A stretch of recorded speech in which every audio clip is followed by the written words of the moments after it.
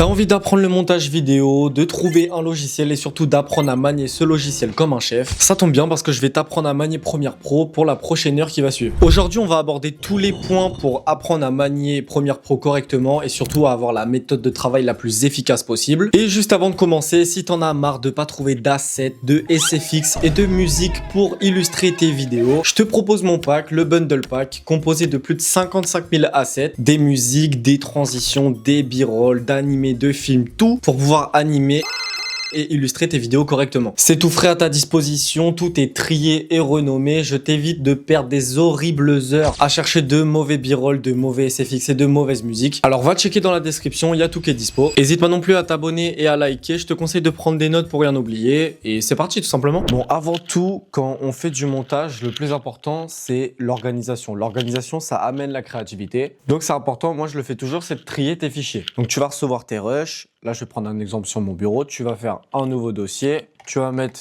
le nom de ton client. Dedans, tu vas mettre tous tes rushs que tu as reçus. Si tu peux, tu les tries. Si on a beaucoup trop, en vrai, tu n'es pas obligé de le faire. Et une fois que c'est bon, on va pouvoir voir comment on crée un projet. Donc, une fois que tu as ouvert Premiere Pro, tu vas faire nouveau projet.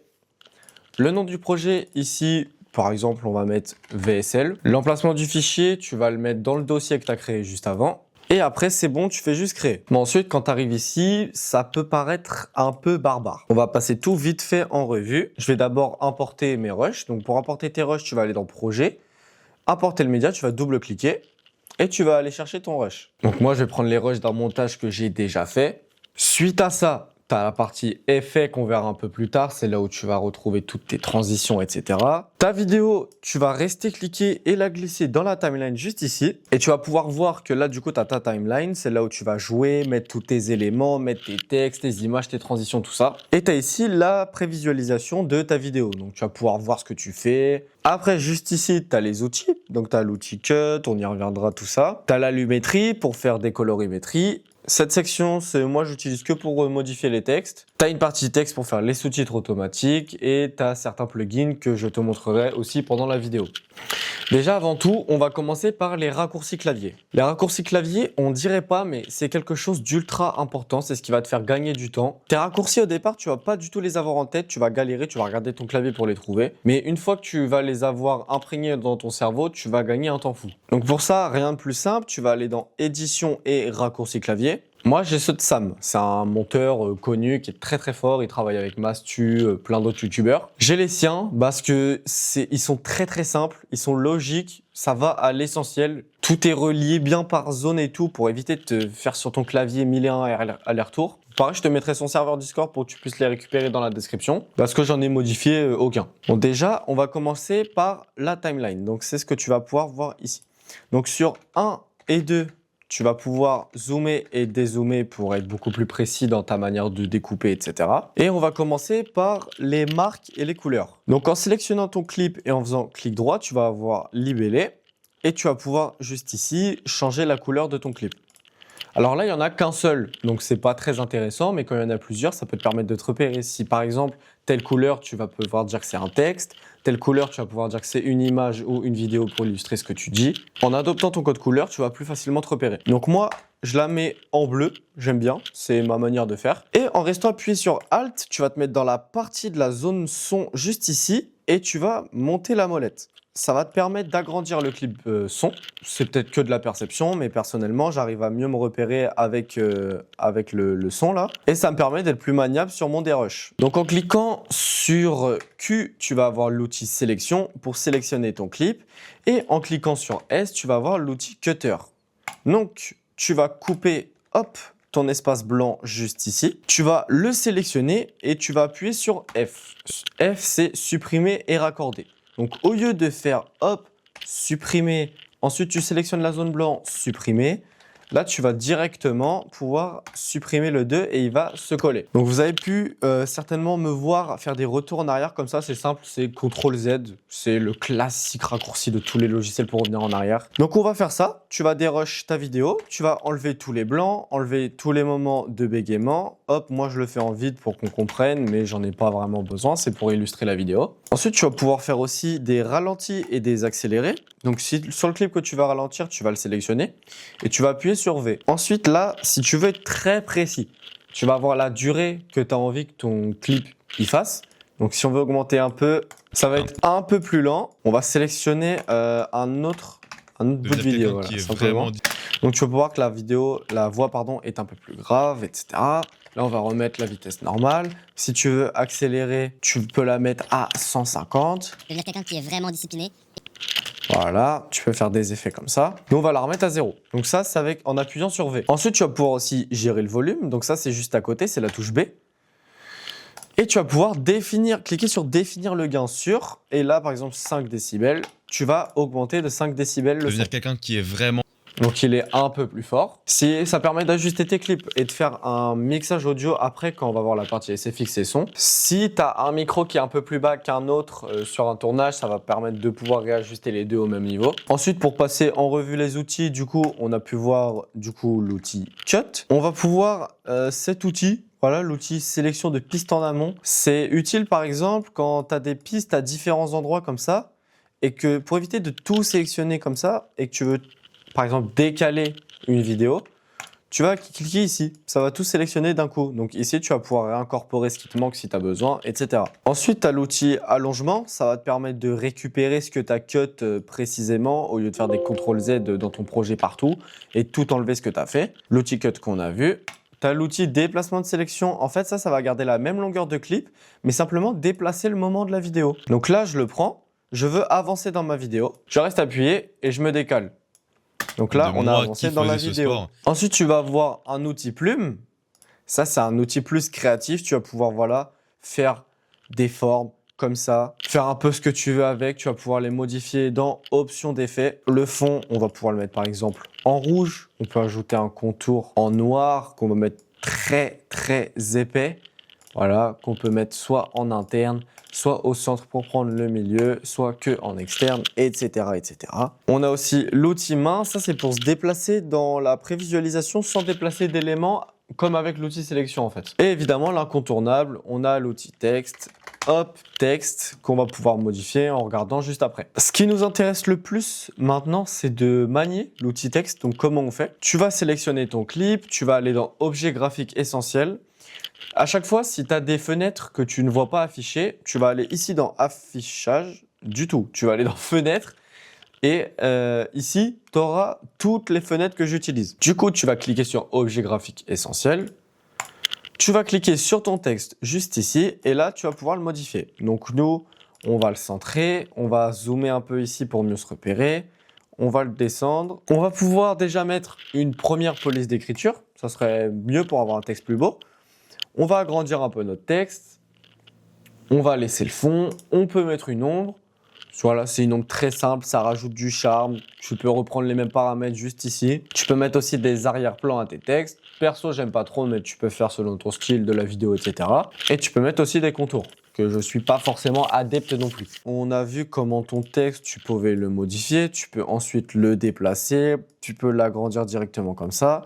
Le point d'ancrage, tu peux essayer de le centrer. C'est super. Et maintenant, on va pouvoir passer à quelque chose qui est beaucoup utilisé, c'est les sous-titres. Donc, tu vas te rendre dans la fenêtre texte ici. Tu vas aller dans transcription et tu vas faire transcrire ton clip. Alors, selon la longueur de ta vidéo, la performance de ton PC, etc., ça peut prendre plus ou moins du temps. Moi, j'ai une bonne config, mais je rec en même temps, ça devrait le faire en vrai. Une fois que la transcription est terminée, tu vas pouvoir la corriger parce que des fois, ça arrive que le logiciel efface des fautes. De moi qui faisais ce sport, il m'emmenait tous les soirs, il restait pendant que je m'entraînais, il restait... Parfait, là on peut voir qu'il n'y a pas de faute, il n'y a pas de galère. Sauf qu'on a transcrit, mais sur notre prévisualisation, on voit rien. Il n'y a pas de texte, il n'y a rien. Donc pour ça, on va se rendre dans sous-titres. On va faire créer des sous-titres à partir de la transcription, ce qu'on a fait juste avant. Et on va se rendre dans préférences de sous-titrage. Ici, c'est la longueur maximale que tu vas vouloir apparaître dans une phrase, on peut dire ça. Je ne sais pas trop comment l'expliquer, mais on va pouvoir voir en résultat. Moi, je vais mettre 20 et durée minimale en secondes, ça va être à peu près la taille du clip minimum. Donc, si tu veux un truc dynamique, tu vas baisser. Et si tu veux un truc avec des phrases plus longues, tu vas augmenter. Donc, nous, on va mettre à 1,7 et 20. Sur une ligne, ça veut dire que je veux pas que mon texte il aille sur 2 lignes, je veux qu'il aille sur une seule ligne, quitte à ce qu'elle soit longue. Moi, je préfère, je vais faire comme ça. Et on va faire création des légendes. Donc à partir de là, on a une piste de sous-titres qui s'est créée. On va voir ce que ça donne. De moi qui faisais ce sport, il m'emmenait tous les soirs. Il restait pendant que je m'entraînais, il restait pendant... Voilà, donc ça donne ça. Ensuite, on va un peu l'habiller ce texte parce qu'il n'est pas très beau. Donc pareil, tu vas recliquer sur ton sous-titre, tu vas aller dans Objet graphique essentiel et on va pouvoir modifier. Donc je vais évidemment rezoomer pour qu'on ait un petit aperçu un peu mieux. Niveau police d'écriture, il y en a une que j'aime beaucoup, le Montserrat. Donc Montserrat bold, extra bold, voilà. Je la mets souvent dans mes vidéos, dans mes reels. Ici, tu peux forcer la majuscule exactement ici sur tous tes textes. Donc on va le faire pour, voilà, pour le montrer. Ici, l'ombre est déjà mise parce que c'est l'option de base des sous-titres. Et une fois que c'est bon, tu vas pouvoir voir que ça ne s'applique pas à tous les textes. Donc pour que ça s'applique à tous les textes, tu vas aller dans style de la piste et tu vas créer un style. Ok, tu ne modifies rien et c'est bon, ça s'est appliqué à tous les textes. Donc c'est parfait. De moi on a qui notre faisais ce texte. sport, il m'emmenait tout... Hop, pour revenir pour un petit projet pas du tout, une petite option sur la timeline, tu vas pouvoir mettre des marques. Donc pour mettre des marques, c'est simple, c'est M, comme le début de chaque truc. Si tu ne sélectionnes rien, ça va le mettre dans la timeline en général. Donc tu peux double-cliquer et par exemple en nom, tu mets ici transition pour te rappeler qu'il y a une transition.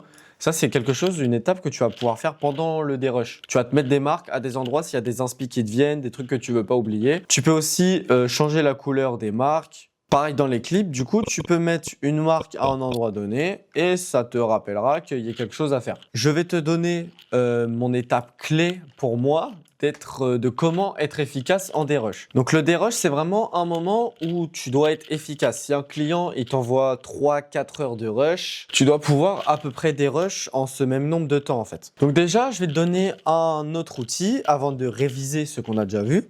Ça va être l'outil C. Donc quand tu appuies sur C, tu vois que ça, ta fiche de lecture, elle se lit plus vite. De moi qui faisais ce sport, il m'emmenait tous les soirs. Donc ça te permet déjà de gagner du temps. Au lieu d'écouter ta vidéo en x1, tu peux l'écouter en x1,5, en x2. Après en x2, tu n'entends rien, tu comprends pas ce qui se passe. Ton cerveau, il est saturé d'infos. Écoute en 1.5, c'est très bien. Donc tu fais espace, tu appuies sur C une fois, c'est très bien.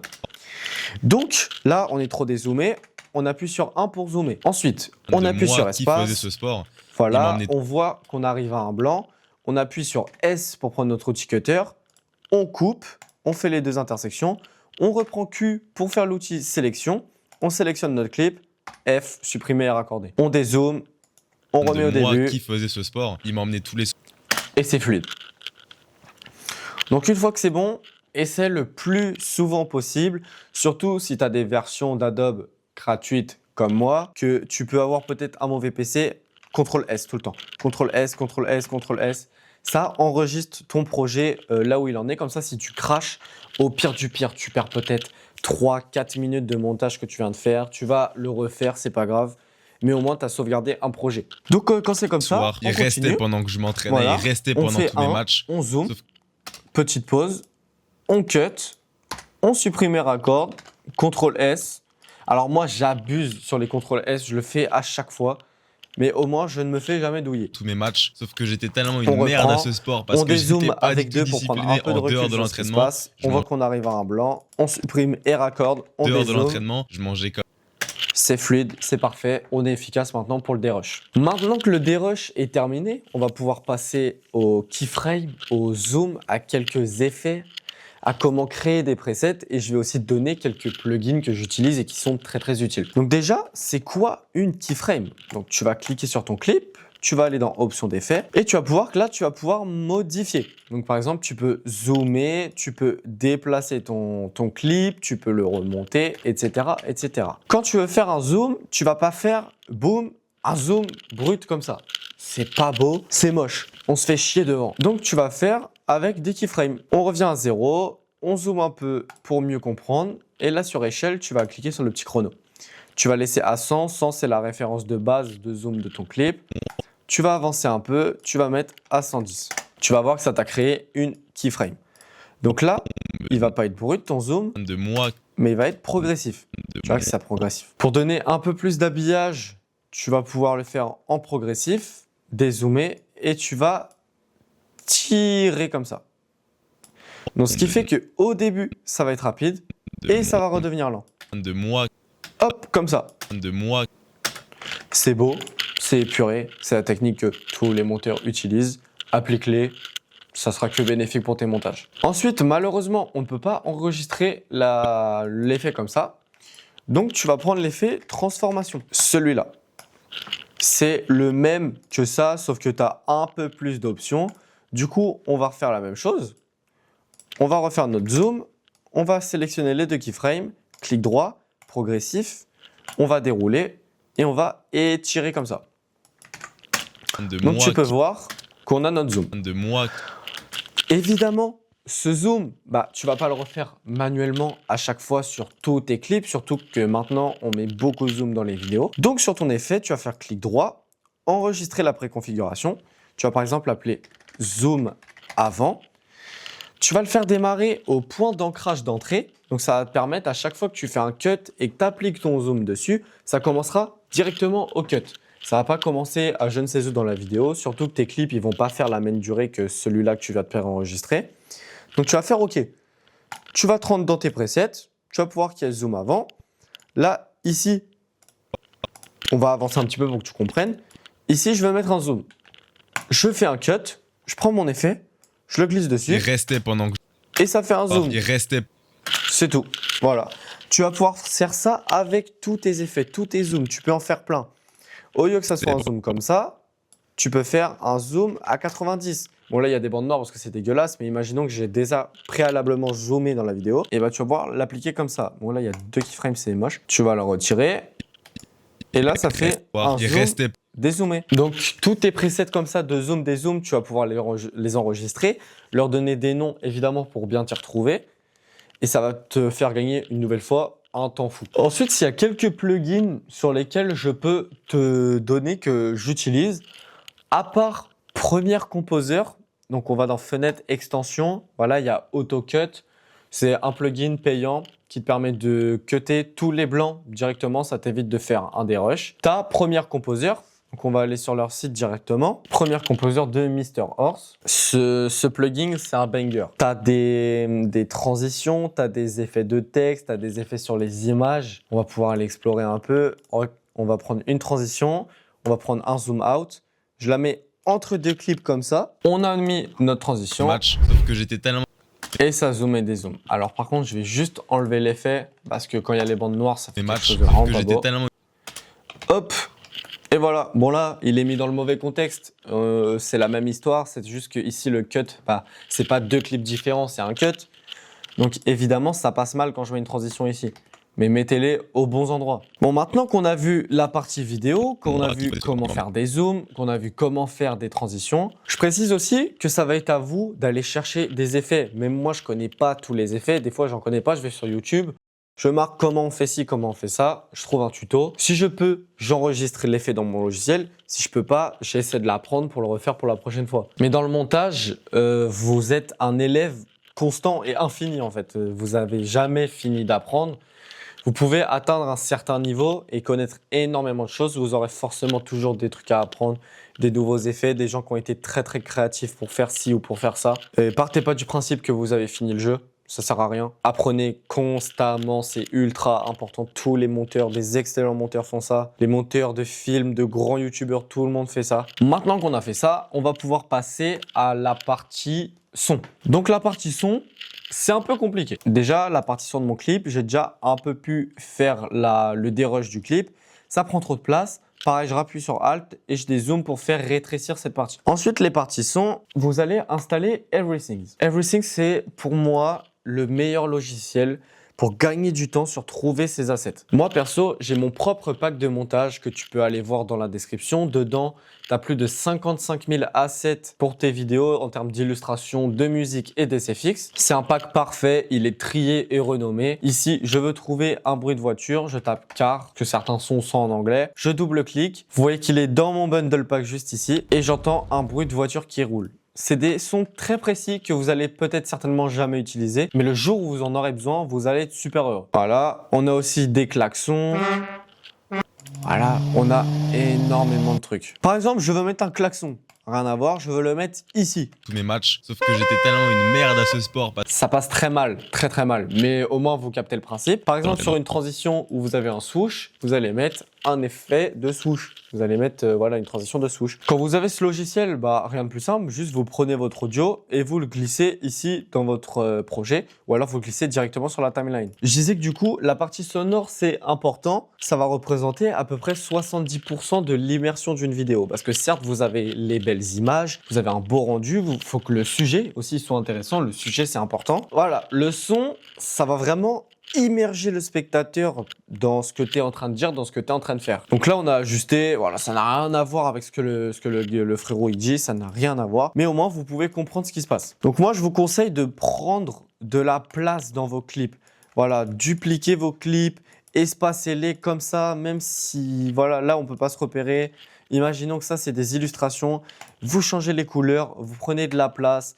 Pareil sur les SFX, prenez de la place, c'est important. Espacez-vous, ça va vous apporter déjà de la clarté mentale sur votre montage et ça va juste vous aider tout simplement. Donc on a un peu vu la partie mixage, on va voir maintenant la partie, on va mettre, tiens, des musiques. Donc des musiques, je crois que j'ai vu une prod. On va prendre ces petites prods de Jungle Jack, Vust et Alpha One. On va la mettre dans notre timeline, on va la reculer bien évidemment, on va couper la partie qui ne nous intéresse pas. On va au préalable baisser la musique parce qu'on sait qu'une musique c'est fort, ça doit être en fond, c'est qu'un accompagnement. De moi qui faisais ce sport, il m'emmenait tous les soirs, il restait pendant que je m'entraînais, Jusqu'ici, on l'entend en fond. Et moi j'ai un petit plugin, un petit enregistrement. Hop, si je l'écris mal, ça va pas du tout passer. De moi qui faisais ce sport, il m'emmenait tous les... Hop, c'est un mixage des musiques. En fait, ça va nettoyer, j'aime bien le mettre parce que ça va nettoyer la piste. Vous voyez, c'est dans cette forme. Ça va enlever certaines fréquences, donc je m'y connais pas non plus énormément, mais ça va envoyer certaines fréquences qui sont plus utilisées par la voix pour laisser justement de la place à la voix tout en entendant la musique. De moi qui faisais ce sport, il m'emmenait tous les soirs, il restait pendant que je m'entraînais. Donc ça a tendance évidemment à baisser le volume, donc on peut le réaugmenter par l'arrière. De moi qui faisais ce sport, il m'emmenait... Et ça permet de laisser certaines fréquences pour la voix, qu'on entende extrêmement mieux le mec qui parle en fait. Donc voilà, une fois que vous avez votre partie SFX et B-roll, SFX n'hésitez pas à bombarder, il faut que ça soit subtil, que ça soit bien fait, il ne faut pas forcément que ça se remarque, mais on sait que c'est là. Et c'est ça le taf de faire un bon mixage, de faire un bon sound design quand tu es monteur vidéo, c'est dur. Au début, ça va pas être terrible, hein. Vous allez faire un peu comme vous le sentez, vous allez prendre pas forcément les SFX les plus adaptés à la situation, mais au moins vous faites du sound design. Donc là, on va faire une dernière partie de illustration et b-roll et après, je vais vous montrer un projet que moi j'ai pu faire sur une de mes grosses dernières vidéos que j'ai sorties pour que vous puissiez voir un peu ce que ça donne. Donc on va analyser et décortiquer. Donc la partie illustration, c'est pareil ici. Alors dans Everything, quand vous faites des recherches, donc là j'avais que des fichiers sonores. Mais quand vous faites la recherche, vous avez fichier audio, mais vous pouvez prendre fichier image ou fichier vidéo. Donc par exemple, on va prendre ça. On va prendre une scène de combat qu'on va prendre, voilà, dans Berserk, pourquoi pas. Très bien, ouais, on va prendre ça. Hop, on va glisser ici. Et vous allez voir que quand je vais essayer de le mettre, il n'y a que le son qui va se mettre. Donc chiant, c'est un problème, je sais pas si ça fait qu'à moi ou pas, mais j'ai trouvé une solution. Vous allez prendre votre clip et le glisser sur le petit papier tordu dans le coin en bas à gauche. Ça va vous ouvrir un deuxième projet, voilà, une deuxième timeline entre guillemets. Et de là, vous allez prendre votre clip et le réincorporer dans ici, dans votre clip principal. Donc là, il n'y a pas de son. Si vous voulez supprimer juste un des deux, vous voyez quand vous cliquez, ça sélectionne la vidéo et le son. Vous restez appuyé sur Alt. Vous sélectionnez le son et vous supprimez. Ce sport parce que j'étais pas du tout discipliné en dehors de l'entraînement. Ici, donc ça illustre. En cliquant, on va augmenter la taille du clip parce qu'on ne voit rien. Vous pouvez mettre quelques effets dessus, une transition. Donc une transition que par exemple, moi j'aime bien faire, c'est un slide très simple. Donc on fait commencer en clé de position. Ici, on va le mettre par exemple tout à droite. Et en réavançant dans un laps de temps très court, on va pouvoir reset et ça revient, voilà, ça revient ici. Donc pareil, comme d'habitude, on va le mettre ici en progressif et en le tirant au max. Et là, vous voyez que ça fait un effet de slide. Super. Ici, par exemple, vous faites un effet de slide. Donc, en termes d'audio, on met un whoosh. Donc, un whoosh, on refait important fichier audio. On va prendre un fast. Fast, hop. Ça, c'est un peu feu, ça me convient pas. Celui-là. Celui-là, il sera très très bien. On va couper les parties qui ne nous intéressent pas et on peut même le décaler parce qu'on peut voir qu'ici, on a un pic de vitesse, hop, et après ça se stabilise. Dans le swoosh, c'est pareil. Quand ça arrive, là où le son est le plus fort, c'est généralement le pic de vitesse. Donc on met une marque dans notre clip en appuyant sur M, on la décale ici et en appuyant sur Alt et les flèches du clavier, on va un peu décaler pour synchroniser avec là où il y a le plus de son.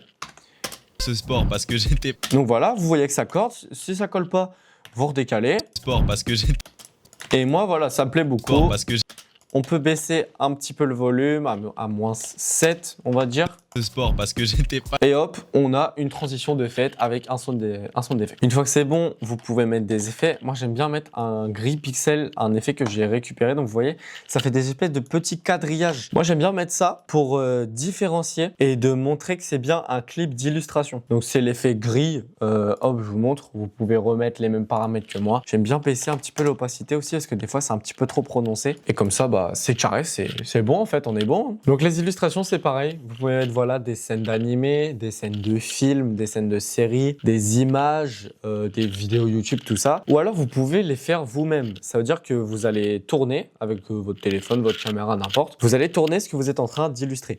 Donc par exemple, dans la vidéo, on a Anthony, donc mon frérot avec qui je travaille, qui dit que il fait du rugby. Et ben vous pouvez mettre un b-roll d'un mec qui fait du rugby ou vous qui allez jouer directement au rugby. Vous prenez un ballon, vous le lancez.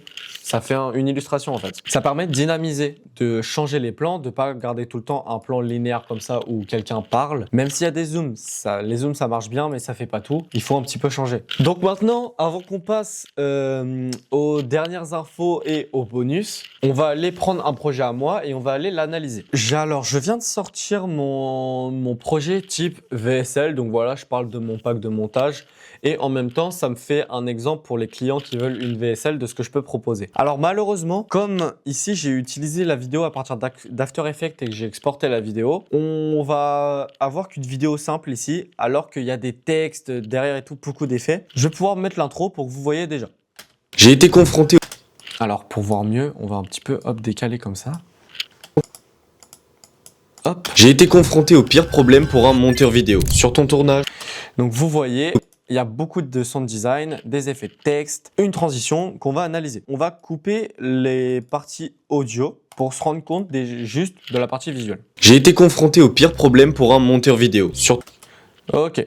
Donc ce qu'on voit déjà, c'est que j'ai mis des textes. J'ai fait un effet où je me suis sélectionné que moi pour passer les textes derrière au pire moi. problème pour un monteur vidéo. Et une fois que j'ai annoncé mon look, je fais ma première transition. Dans la transition, juste ici déjà, on a un riser. Ça peut me rajouter de la tension jusqu'au moment où on va capter de quoi je vais parler. Donc avec uniquement le sound design, ça ressemble à ça. J'ai été confronté au pire problème pour un monteur vidéo. Sur ton tournage, t'optimises. Vous voyez que c'est plutôt garni, donc on comprend. Ici, j'ai des effets de keyboard, donc de touches de clavier, à chaque fois qu'un texte apparaît. J'ai été confronté Hop, hop. Ça permet de, voilà, de mettre un... Comment dire, simplement d'habiller. Des fois, ça permet juste d'habiller. Le riser juste ici. Donc le moment où ça se coupe, monteur vidéo. Sur ton c'est là où on comprend à qui je m'adresse ou de quoi je vais parler. Au moment de ma transition, on a un swoosh. Vidéo. Sur ton tournage. Vidéo. Sur ton Et tournage. comme c'est un effet de flash, je me suis dit qu'il aurait été bien de rajouter un petit clic de caméra. Donc ça. Sur ton tournage. Et les deux accordés, ça fait ça. Vidéo. Sur ton tournage, c'est super. Pour la partie visuelle, bon, si je peux y revenir, j'ai fait des sous-titres que j'ai essayé de bien faire. Toujours dans la partie sound design. Bonne lumière. Rajouter, donc avant, là je vais passer sur de l'illustration, un riser pour faire un switch. Bonne lumière. Ici, j'ai mis un effet d'apparition simple. Lumière, bon son. Ici, un effet de petit pop de micro, comme je parle de son et de micro. Bon son, bon script. Et ici, un effet d'écriture parce que je parle d'écriture, voilà, de faire un bon script. Script, ça y est, on peut passer au montage. Petite apparition d'un objet de Premiere Pro, là, du logo. Switch toujours. Script, ça y est, on peut passer au Ça passe montage. nickel. Mais au moment de Nouvelle transition, je mets un effet de flash. Mais au moment de Au vouloir même illustrer moment, et j'ajuste bien le volume, c'est important. ce que tu dis, de faire de belles transitions, ça bloque. Parce que tu Un riser, un boom impactant pour annoncer, bam, casser direct le rythme, ça bloque. Parce que tu sais pas quoi insérer, t'as pas grand chose et surtout, c'est de mauvaise qualité. Au bout d'un moment, j'en ai eu marre, alors je me suis posé et j'ai regroupé tout ce que je pouvais dans un pack de montage. Des transitions de qualité, de quoi illustrer ce que tu dis. Voilà. Qualité. Au bout d'un moment, vous avez exactement un peu de quoi je parle. Un petit, comment dire, une petite liste de ce qu'il y a dans le pack. Des transitions de qualité, de quoi illustrer ce que tu dis, des mèmes évidemment, sans parler de la partie sonore. T'as un max d'essais fixes pour plonger ton spectateur dans la vibe que tu souhaites, avec aussi énormément de musique disponible. Ensuite, je vais vous montrer quelque chose. Si vous avez la suite Adobe, ça marche très bien. Ça s'appelle le Dynamic Link. Donc sur votre clip, vous allez faire clic droit et par exemple, si vous voulez incorporer un peu d'effet d'After Effects dans Premiere Pro, vous allez pouvoir remplacer par une composition After Effects et que là, vous allez faire votre montage donc sur After Effects qui va être retranscrit sur Premiere Pro. Ça dépend, voilà. Faire le sound design sur After Effects, c'est chiant, c'est mieux sur Premiere Pro. Donc, vous pouvez faire la partie visuelle sur After Effects et le sound design sur Premiere Pro. On va attendre qu'After Effects se lance. Une fois qu'After Effects s'est lancé, ça va te proposer de faire un fichier direct que tu peux renommer ou pas, ça changera rien. Enregistrer et après, dans After Effects, tu vas créer une nouvelle composition, etc. Tu vas pouvoir voir qu'elle s'ajoute. Je ne fais pas un tuto After Effects, donc on va pas aller plus loin sur After Effects, mais au moins, si tu veux lier tes deux logiciels, tu peux faire comme ça. On va enlever avec CTRL-Z le fichier After Effects. Donc maintenant, quand tu as fini ta vidéo, tout ça, tu vas devoir l'exporter. Donc on va voir comment est-ce qu'on exporte, quels sont les meilleurs paramètres, etc. Donc pour ça, tu vas te rendre en haut dans Exporter juste ici. Tu vas cliquer. Alors moi, comme cette vidéo, elle était tournée en 4K, mais elle était disposée à être postée sur TikTok et sur Insta.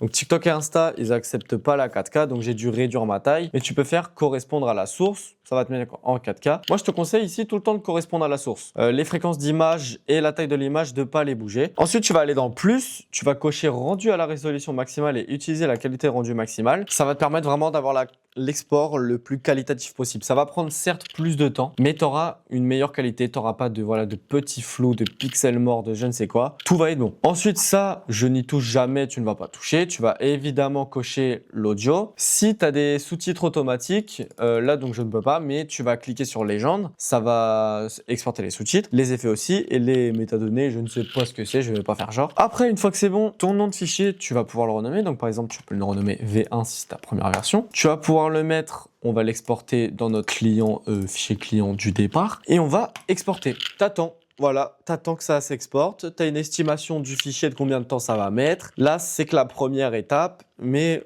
une fois que c'est exporté, je reviens vers vous et on va voir ce que ça donne. Une fois que l'export est terminé, donc dans notre dossier, on a voilà notre version de la vidéo. Ici, c'était mon rec brut original. Une fois que c'est bon, bah écoute, t'envoies ça à ton client, il te fait un retour et tu vois ce que ça donne. Donc ma formule sur un montage, moi, elle est très simple. J'ai mon rush brut original, voilà, je zoome, je fais mon truc habituel, je cut tous les blancs, tous les moments qui sont pas intéressants, etc. Au début, quand tu commences le montage, c'est difficile de jouer avec les blancs, ne le faites pas forcément, vous apprendrez avec le temps. Mais du coup, je dérush tout. Une fois que j'ai dérush, voilà, toutes mes parties, je fais les illustrations. Donc, je mets toutes mes images, mes effets visuels, que du visuel pour l'instant. Mes illustrations visuelles, je mets, voilà, mes scènes de film, mes photos de mes packs, n'importe quoi, je mets tout. Une fois que j'ai fait vraiment toute la partie visuelle, donc les textes, tout ce qui va apparaître à l'écran, je suis quasi sûr de ne rien rajouter au cours du montage. Je m'attaque au son. Au son, j'ai tout le temps, je connais je connais mes sons. Donc je n'ai pas forcément besoin de passer beaucoup de temps parce que je sais quoi mettre à quel moment. Comme je réutilise assez souvent les mêmes assets, je commence à me faire une DA, je sais quoi utiliser. Et après, en dernière partie, la plus délicate, c'est la musique. La musique, c'est un peu trop sous-estimé par les monteurs. Moi, je l'ai sous-estimé très longtemps. Mais la musique, pour trouver une musique parfaite, c'est long. Une musique parfaite adaptée à la situation, c'est long, c'est compliqué. Mais c'est pas du tout impossible. Donc voilà, ça prend du temps. C'est pareil, c'est une question de vouloir être perfectionniste, de vouloir faire les choses bien. Faut chercher, faut trouver, après faut mixer ton son, faut faire des pauses sur les moments impactants. Si tu veux switcher de son, ne le fais pas couper net. Tu mets un petit effet sonore d'impact, un switch ou un riser et après tu passes à ta musique. Donc voilà, je crois qu'on a à peu près tout abordé dans cette vidéo. En tout cas, vraiment le 20% qui va t'apporter le 80%. On a même apporté le 80% qui t'apportera le 80% pour te dire. J'ai des parties que j'ai pas abordées. Par exemple, la couleur lumétrie, parce que je la trouve pas très bonne sur Premiere Pro. C'est plus intéressant de le faire sur DaVinci Resolve, de faire ta colo sur DaVinci et d'après réimporter ta vidéo sur Premiere Pro. Parce que DaVinci, c'est vraiment un logiciel qui a plus été axé cinéma. En plus, il est gratuit. Donc pour apprendre, je trouve que c'est plus facile. Et après ça, je pense qu'on a à peu près tout vu. Mon frérot, j'espère que la vidéo t'aura plu et surtout qu'elle pourra t'aider parce qu'elle est là pour ça. N'hésite pas à l'enregistrer si t'as besoin de revenir sur un certain point au cas où. C'est normal, il y a beaucoup d'informations au début, tu vas pas tout retenir. N'oublie pas mon pack dans la description, ça va grandement t'aider, surtout si tu commences. Et moi, je te dis à la prochaine dans une nouvelle vidéo.